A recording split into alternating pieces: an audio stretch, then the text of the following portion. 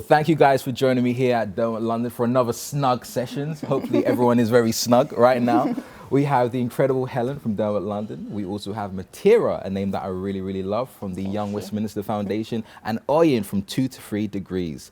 We're going to be discussing today, accessibility routes for the youngsters who really want to find themselves in our industry. And as someone who struggled at an early age to find themselves in architecture, I think it's really prevalent that we start to discuss, how easy it is to navigate those career pathways and whether or not companies facilitate that route, whether they make it harder. What do you think? I think that companies are part of like a wider ecosystem, right? They're part of a community. I think that they don't necessarily make it harder deliberately, but there's a lot more that companies can do.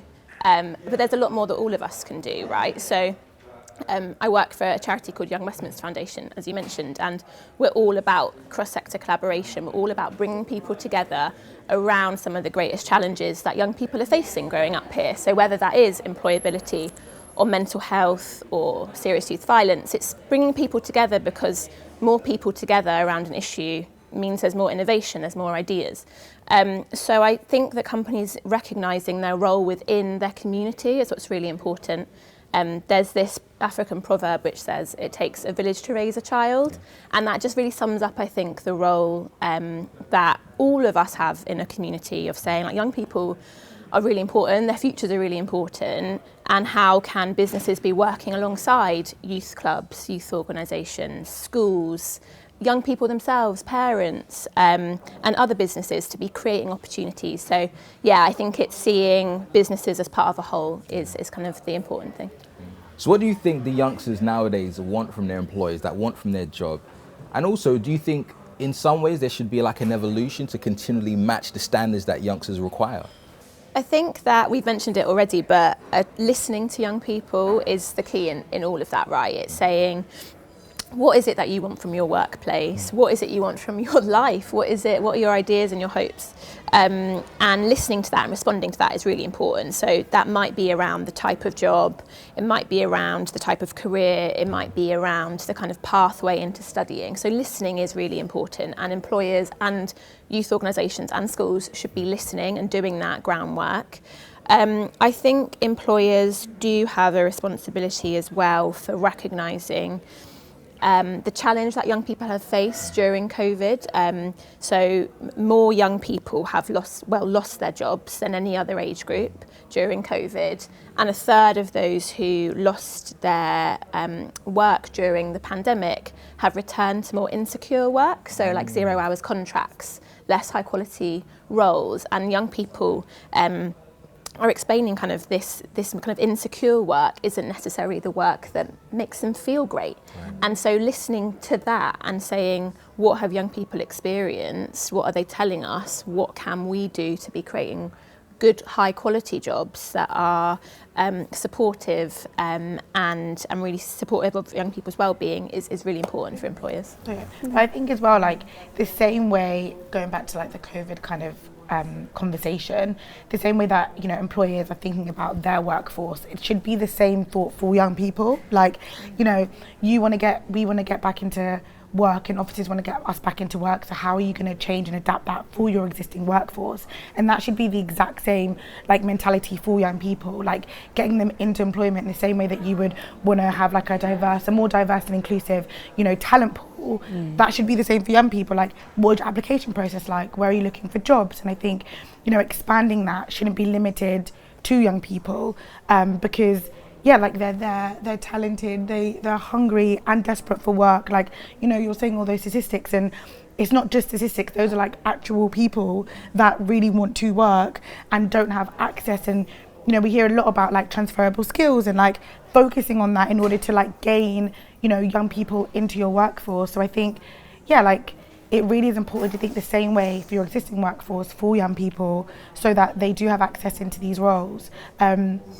And then also just last, like a balance. I think, young people are amazing and they're innovative, but there's something about work, and I think you mentioned it before, there's something about, or maybe you mentioned it, like having a manager and being told what to do and having a structure and coming in at a particular time. And I think young people need that level of discipline and structure. So I think in as much as it's about listening to young people, I think it's also giving them that like scale, that framework to really like build up, you know, young people that are creative or hardworking and that think off their feet and stuff. So I think a good balance, but yeah.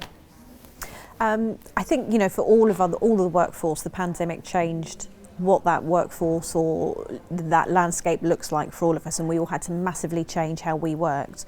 That's not going anywhere. And I think for young people coming through, if you as a business want to attract the best people to your business, you're going to have to listen to what it is that's important to them to a degree. And it's not going to, you know, the old ways of working isn't going to work. There's lots of industries out there, and I think if you can't show that you're up to date and you want to listen to young people's voices, and that, you know, your newest recruits, their voices is important as the people that there have been a long time, they will choose to go and work somewhere else. So I think that you definitely need to listen and see what it is young people kind of almost expect from what their workplace is going to look like. So it's definitely something to bear in mind, because you want, and health and well-being, I mean, that's such an important thing. It's not just about you coming in 9 to 5 doing your job whether you like it or not. You know, if you've got a happy and a healthy workforce, everyone benefits from that. So that is very much part of the remit these days. One thing we haven't touched on yet is the boundary that we face when it comes to the hiring process, all right? There tends to be one template, one format, which you enter a room, there's 3 people ready to interview, and you get nervous. We learned so many different ways to communicate. Do you think there should be more of an innovative way to approach various ways of, how would I say, bringing someone who doesn't have the typical, stereotypical way of showcasing themselves to an employer? Should it be creating content? Should it be writing an essay that brokers you to the next stage? What kind of ways do you think that the youth can really change the hiring process to make it a bit more attractive to them?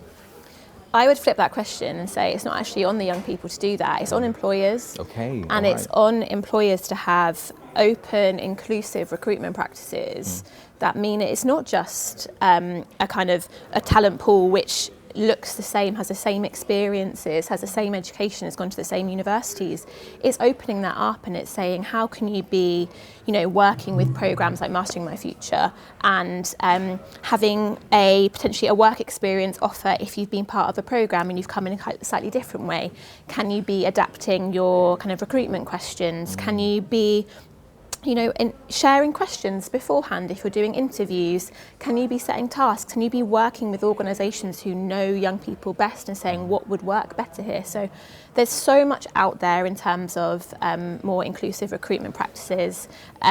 We just did this webinar bringing together different social enterprises that are working to support minoritized and underrepresented groups into employment, and there was loads of stuff that came out of that, and there's loads of specialists who are kind of working with different groups of young people. So I'd put it back onto employers really and say it's on you to make your recruitment practices more inclusive, because you will end up with a more diverse workforce which has better ideas. It is a healthier and happier place for people to work, and that makes business sense as much as it makes kind of a value and kind of the right thing to do for everyone's sense.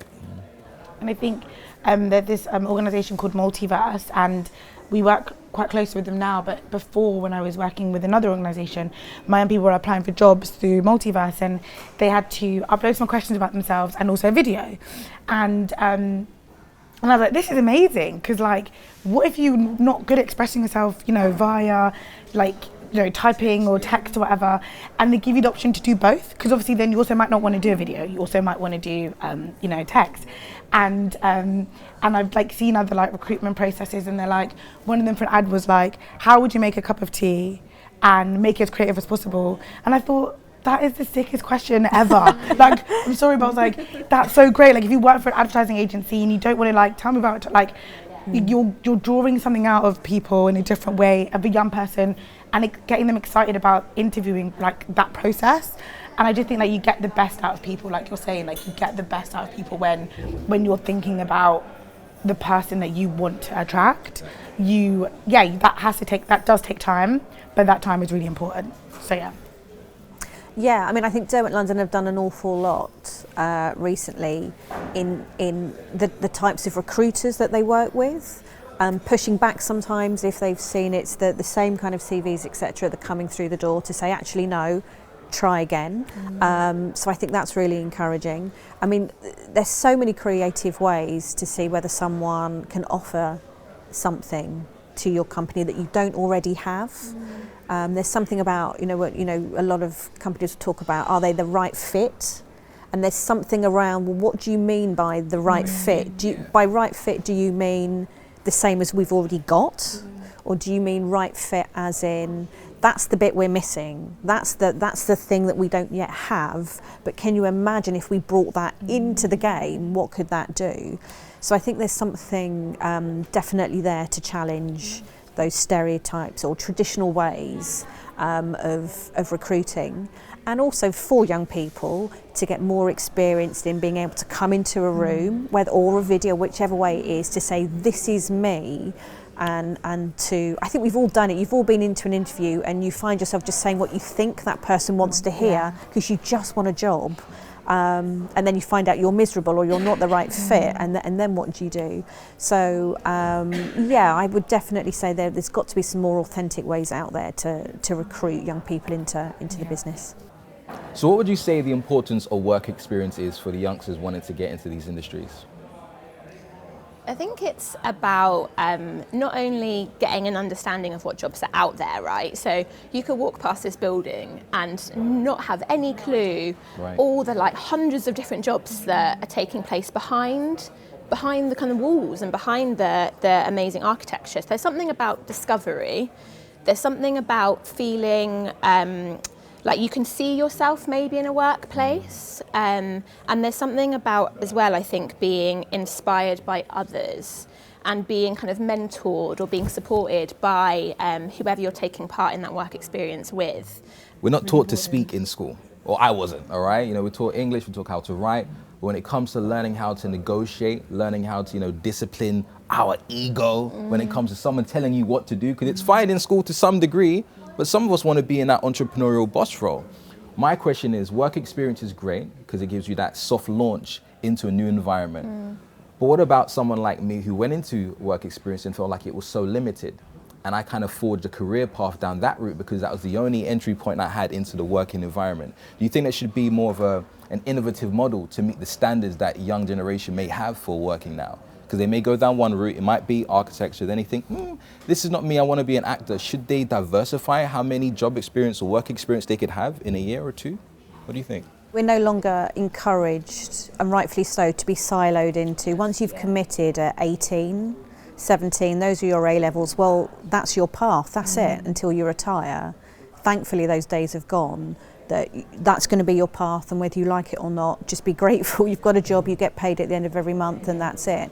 So I think it's lovely to think that young people now, if for instance, as you said, training to be an architect and then went, actually, I don't want to do that, and there's no longer any stigma to say, I'm going to stop that now, thank you very much, and I'm going to go and find something else that I really want to do, and that you naturally become better at because it's where you want to be and what you want to do. So I think it's great that young people can decide that I'll explore everything and see whereabouts I land, as opposed to, I think, traditionally career services could be very much, you have to decide your path now. And I think those days are gone.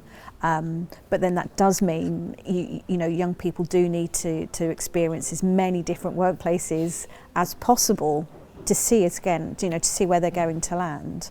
And so, as we say, whether that's the 1 days we do as part of Mastering My Future, whether that's 2-week work experience, we are taking part in the 10,000 Black Intern programme this year, which means we'll have people with us for 6 weeks, so a little bit longer. We are in the process of, we sponsor a student at the Bartlett. We're sponsoring an undergrad at Reading Real Estate Foundation. So we're gradually expanding the ways that we look to support young people, as you say, whether that's work experience through to whether they have decided to make a choice at that further education level. And it's all those different ways that we can try and open up our world and support people and see whereabouts they want to go with it. I love that you said open up your world. I had a mentor when I was, going back a long time now, 25, 24, and when I realized the impact that one mentor could have on my mindset, I said, I want more. I played Pokemon. I was like, oh, I'm going to get you, I'm going to get you, I'm going to get you. How easy do you think it is nowadays for the youngsters, the teenagers, to find a mentor that they get along with, even when they're causing friction? Because sometimes you may not see eye to eye with a mentor, particularly if they're in a job role that they have huge experience and you don't, and you think this is how things should work. How would you encourage both mentors to find youngsters and both youngsters to find mentors? Well, mentoring is part of the Mastering My Future programme that Oyin mentioned, and it's something which I'm so glad you mentioned, because I think it's just kind of game changing when it comes to providing an alternative kind of route of support, right? Yeah. It's not a youth worker, it's not a teacher, it's not a parent, it's not a friend.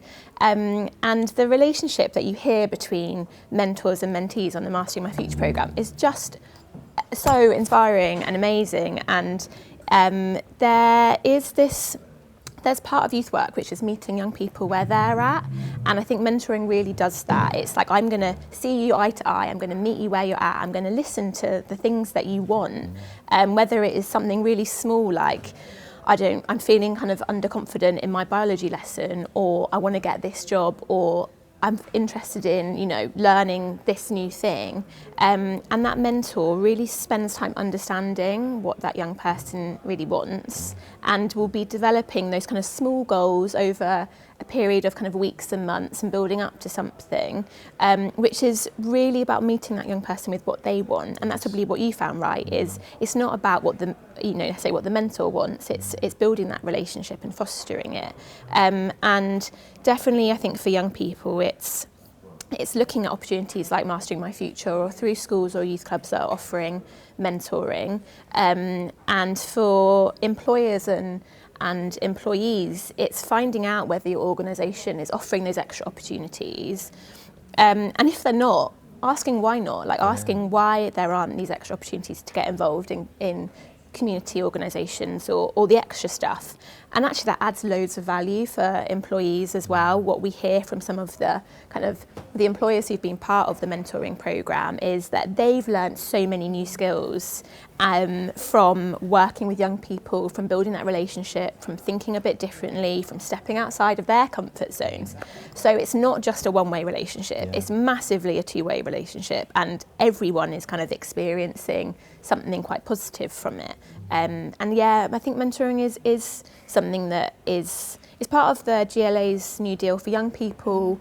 There's a real increased focus on it over the last few years, and it's something that, employers just get involved in mentoring programs, please. I think it's really important to also appreciate that young people can sometimes feel that us in the workforce, if you like, have all the answers, and that we come into these things supremely confident, and when a lot of the times we're not. It's just a trained exercise that you get used to. And so when it comes to something like mentoring, I think it's really important to understand, and for both sides to understand, you're probably equally as nervous. You're probably equally looking at each other thinking, how is this going to work? And so I think that sometimes and then you hear yourself having to take on board the things that you say to young people, like step up, go in there, give it a go, be prepared to fail, and you forget as an adult that sometimes you have to understand and take on board your own words that you give out. Absolutely. So go in, give it a go, and do your best. And so again, something like mentoring is really useful, I think, for that you put yourself on the line, and you will, as you say, you will get back just as much as you give. But it's always that first step of giving it a go. Definitely. And I think what Helen was saying about for both the mentee and the mentor, it's you both have to come out of your comfort zone. I keep saying that a lot, but even with young people, when they sign up to the program, they're like, no, I don't want a mentor. They just don't understand what that means. And the thing as well is I think all adults just using that language around young people a lot more, because they do miss out, and sometimes like the opportunity is there. And I think with young people as well, we all see like there are so many opportunities and they're like no. And what they need is just the repetitiveness of like that language, like have a mentor, like it's for you. And like when they start on the program, they're like, no, I just kind of want to come in every day, and then like by the Friday or the Thursday, they're like, okay, cool, like we'll sign up for a mentor. But I think is then they just see even like, the relationship with an organisation or with someone maybe from like, when Westminster Friend and Family come in and they talk. But I just think like there's just a language that needs to like happen around young people a lot more, because having a mentor really is for them. Like you have to say to them, it's not about school, it's not about your parent, like it's literally for you. And so it's just encouraging that and just continue. And that's why like I love that aspect of the programme, because it is like the further impact. Like the week is great, but it is really just a week. And ultimately that's not impact. Like impact is like the 6-month mentoring that they get, the work experience that they get, just seeing their like journey and stuff. So like just using that language more around young people, mentoring and the value of that as well. Okay, this may sound like a side note about relationships. It's not. We've all got that one friend who doesn't take your advice when you want to give them the advice, right? I'm looking around, we've probably been that same friend, right? And I know my parents always hated that, you never listen to me when I've told you this. And one of my mentors said to me, you have to balance the profound with the personal. Now I think so far we've been very profound, we've shown them this is very good, but we haven't been as personal as we can. And most of the time I've learned through someone's personal journey. And my recent mentor has said to me, the right note at the wrong time is the wrong note. I want you to share with me some of the things you've learned, or one thing you've learned from your mentor that could help maybe a mentor or mentee learn that I've gone through a similar thing too. The pressure's on now. I'm gonna throw it to Oyin though. I feel like you've got one already. So it's actually funny, so I don't have a mentor, and at TGP degrees they're like, everyone's like, get a mentor, but I was a mentor, and I was a mentor when I was 22. I just graduated, I was working in Topshop. I was like, my life is a joke, literally. But I was a mentor, and like, I was doing a pretty good job, but I realized I was doing a pretty good job because I just was myself. Like, I just had a relationship with this, like, she was like 12, she like, lived in Elephant and Castle. I'm from North West London. I was like, why am I in Elephant Castle? It's late, like, I don't know what I'm doing. I literally work in retail, like, but all she wanted to do every time was go cinema, go Nando's, like, but it was just the fact that I showed up. And I remember just be like, like we're meeting up in like 2 weeks time, and I'm like, yeah, of course. And it almost didn't require anything of me, because I just got to be myself. And I think that's the value. Like, you know, when people are like, I don't know if I could be a mentor, I don't know if I've got the capacity, it's like, it's just you. Like, you don't know whether you could be a friend. You don't know whether you could, like, you know, be a colleague. Like, that's literally just what it is. And I think back now, and like, she messages me now, like, and this is like literally like 6 years on, and I'm like, I can't believe that, like, like I had an impact in your life, and I genuinely had nothing to give. Like, I wasn't, you know, in my career, I hadn't like started my youth work journey. I just was like, I work in Topshop and I train 16-year-olds. Like, I don't do anything. But it was just, I don't know like how to wrap it up, but the value that I gave, once again, was just showing up, you know, just showing up, like listening to her and her college troubles and stuff. But it was such a great time. And maybe I should sign up to Westminster Friend and Family and be a mentor again if I get a mentee, but Yeah, you should. I was thinking as you were speaking actually about maybe some of that, the value of like stepping out of your normal working week, or your like, whatever you're doing that week, whether you're at school or you're working like as a mentor and a mentee. And like, I definitely found I've only had a little bit of kind of mentoring, but it was like the special time that was different every week, and that made me think a bit differently. And it was about the relationship, and it was about kind of building that, but it was like this special space and this special time each week, which I think did make a really big difference for me. Think, okay, I've got this special preserved time, which is all about me and all about this relationship and all about the ideas that we can share, and that felt really special. And I think the big thing that mentoring and having a mentor and thinking, you know, through all that stuff showed me was there's not one linear path, as you've mentioned.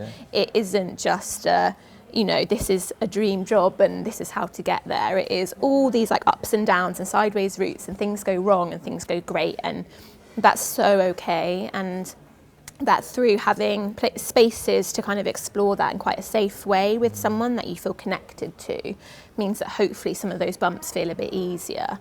And that, felt like a real privilege to have had that. And it's something that I think all those bumps and things that kind of come along for all of us, I think having that support through it is great.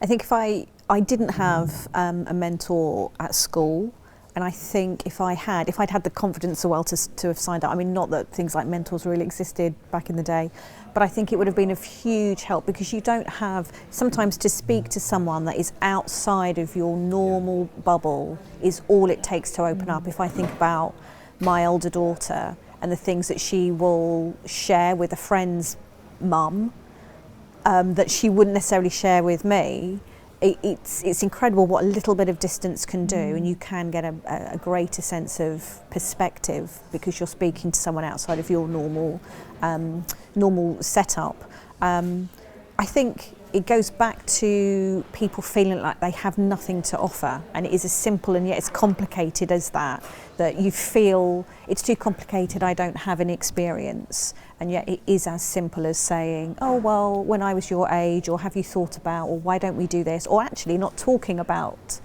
the big things, and just as you say, going to the cinema and seeing what happens. I think there's a lot of value in that, definitely.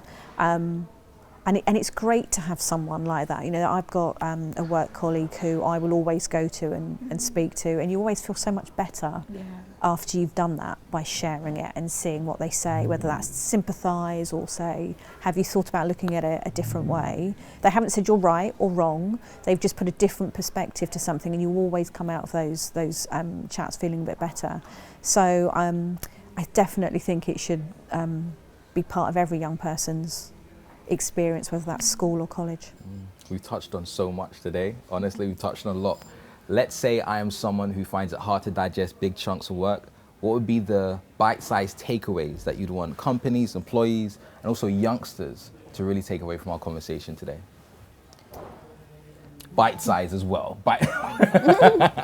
I would say to young people, give it a go, and that's easy for me to say because I'm no longer a young person, and it is hard when you're 14, 15, 16 to do that. So I would absolutely say, give it a go. If a week or 2 weeks work experience feels too much, and I get that, then do something like a day. Do something that's a group tour, so it's not just you. If you want to ask questions, you can.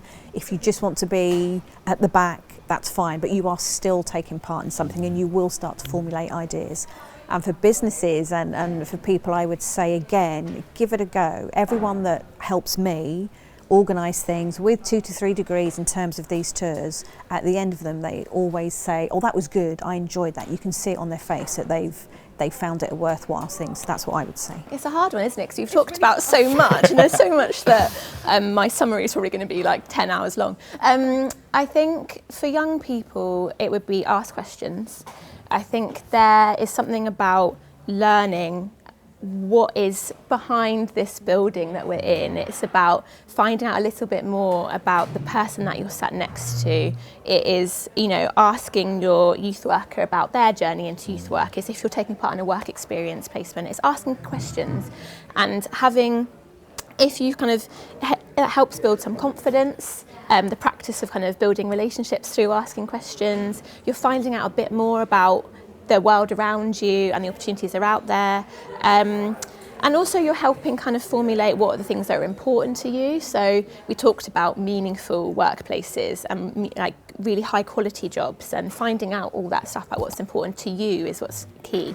For employers, it would be please just get involved in programs like Mastering My Future, in mentoring, in working with community organisations that are supporting all young people. So it's thinking about care experience young people, young people who might have experience of the justice system. It's thinking, how can you be offering opportunities so it's not just a small number of young people taking part in this. It's available for all young people across Westminster and London. I'll stop now because I realised that was really long. To young people, I would just say do what you wouldn't usually. Like, just do what your mind says no, do that thing in a good way. Yeah, in a good way. But yeah, like, when we go into schools and stuff and we're like, come to the program, they're like, nah, I'm not coming. And then they turn up. So like, just do what you normally wouldn't. And then I think I would say that to employers as well, like, do what you normally wouldn't. Like, it's easy and we all work. It's so easy to be like, this is what I'm doing this week. This is what I'm doing this month. Do what you normally wouldn't. Like one of you guys said, like, if there's an opportunity that pops up, like, just take it. And yeah, like, and don't wait for anyone to kind of like give that to you. Like, if you see an opportunity, just do it. Do what you normally wouldn't. I think that works for everyone actually. Because there's always a part of you that wants to do something. And then you're like, a bit tentative, but just do it. Do that thing that you normally wouldn't. That's where, like, I think good, like, impact is at. So. Well, I want to thank you all for joining me and taking up the opportunity to have this incredible Snug session today. We're at Derwent 78, and I think I've taken away so many points, and hopefully they have too. Thank you for joining me. Thank you. Thank you. Thank you.